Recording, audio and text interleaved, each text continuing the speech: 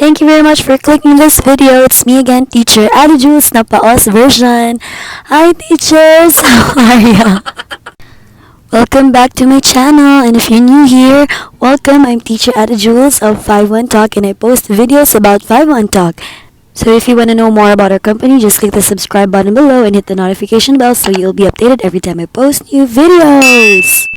So today's video, teachers, I'm going to show you how I do my lesson memo because this video is kinda highly requested. Okay, teachers, so writing a lesson memo needs to be personalized, and I'm not saying that I have the best lesson memo in the world. So I'm going to show you how I do my lesson memos according to the standards of 51 Talk. And I'm sorry because I forgot to film an intro video for this vlog. Kaya dub-dub na lang muna tayo ngayon. Okay, for new teachers who haven't had their first class yet, this is what a lesson memo looks like. So let's start with the first part, pronunciation. Second part is the grammar or the syntax. And the last part is the assessment. So teachers, as you see, these are the keywords in the lesson. Sore, catch a cold, normal, muscle. Just tick the boxes over there so you can put it automatically in the space provided. Okay, so if there's a word that's mistakenly pronounced by your student, you can add it here. For example, the word is usually and they say usually. So you can include the word usually here. And there's a better and easier way of doing that. Just tick one box and hit the tab on your keyboard and the space bar so it will automatically move and tick the next box. Okay, so I'll show you how I do that. Okay, so I'll enter tomorrow's class so you can see how I actually do it. And yes, I'm in the room now. Okay, I'll switch my video through the Manicam. So for this lesson, these are the keywords. So you can see night and not at the lesson memo, and you can add more if you want to, if there are more words that are mistakenly pronounced by your student. If you want to add more, just maximize the use of the chat box, type the word there, and click translate, and then hit the word copy. Alright, there. So you will see the word, the IPA, and the Chinese translation. Copy and send, just hit the word copy. Or you may send it if you want your student to see it. Then you use Alt and Tab to directly switch to the lesson memo and then paste the word here. As you see, just delete the Chinese translation, leave the word and the IPA in the box. Next is the grammar or syntax. It's the arrangement of the words when your student tries to answer you. So as you see here, the boys have a fever. So it's better to say the boy has a fever because we were only talking about one boy. Or just to correct the sentence, you can just say the boys have fever. She repeated her answer, and this time she said the boy is have a fever. So no need to use notes. Just type it here and your correction with a 2-. So it means that this is the correct one. The boy has a fever, and then copy it. You may also send it to your student and then switch tabs, paste it here. There. Okay, paste and then copy. Put it on the next box for the correct sentence. Cut and paste.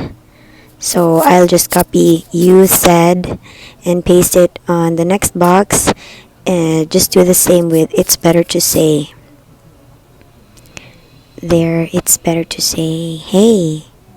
It's better to say there. And then paste it right there. There you go. You're done.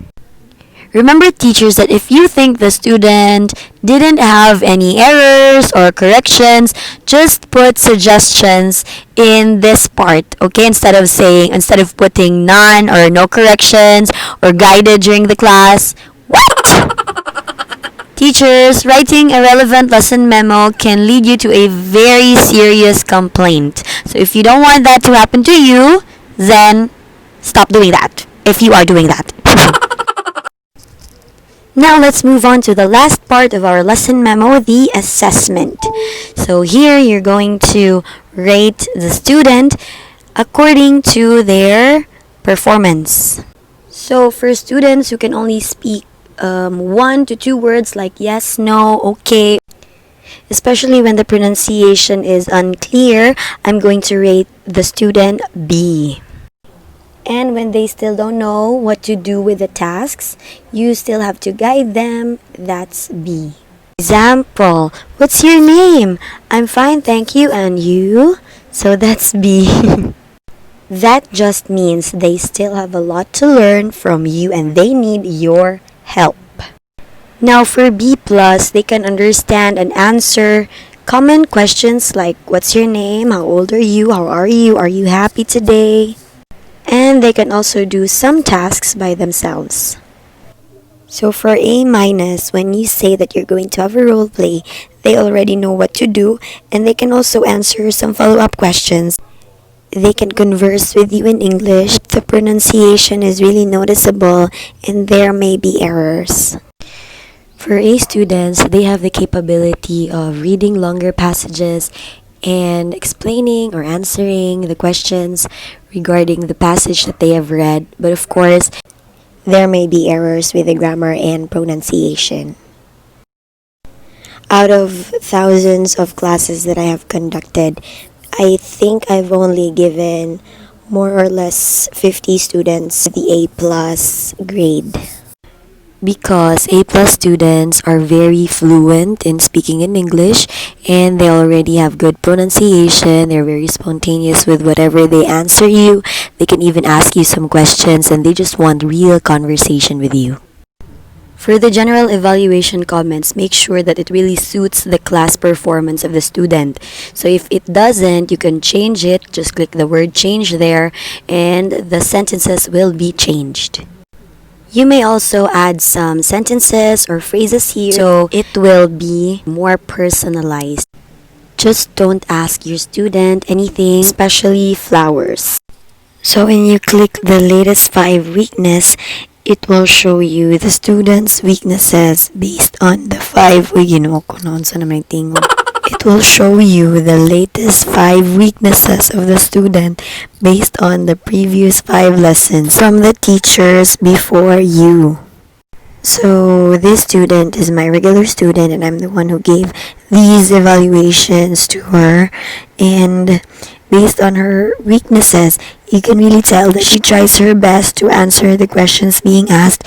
However, there is really noticeable error when it comes to her pronunciation and her grammar. So as you can see in the picture, I chose pronunciation as the student's weakness for this lesson. So it doesn't mean that she's the same student, she has the same error for this lesson and for the next lessons, because it completely depends on the student's performance. If you choose vocabulary range, that just means that the student only knows and understands a few English words. When you choose grammar, that means that the student is having difficulty in arranging the words in his sentences. For example, I am eat the dinner. The student knows what he wants to say but is having a difficulty in arranging the words in his sentences.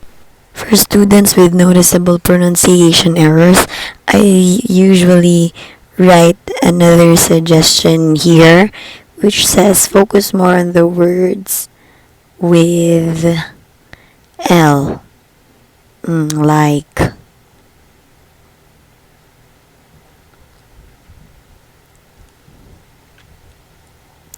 lions, lamb, live,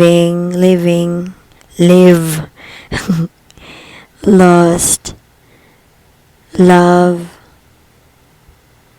and because some students are having difficulty when it comes to pronouncing words with R, L, and N.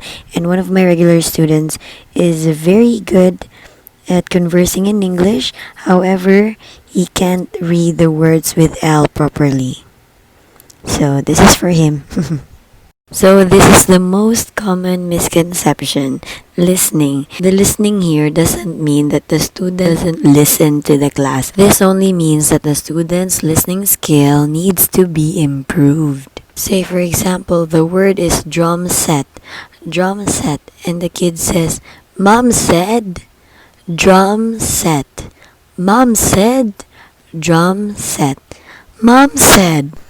In this scenario, if it keeps happening, you can choose listening as a student's weakness.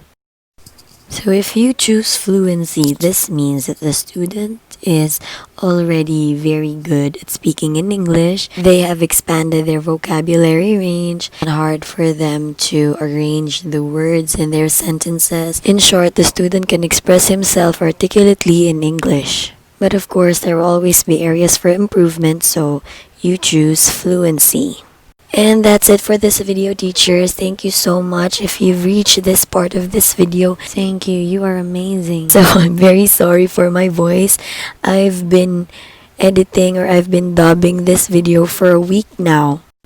So if you've noticed my voice changing in some parts of the video, it's because I've been editing this video for a week every after my classes, every 5-minute break, so that's why. Anyway, thank you very much for watching this video, teachers. I hope you find this useful, and if you do, please don't forget to give this video a thumbs up and subscribe to my channel if you haven't. Thank you so much, teachers. See you again in my next videos. Bye!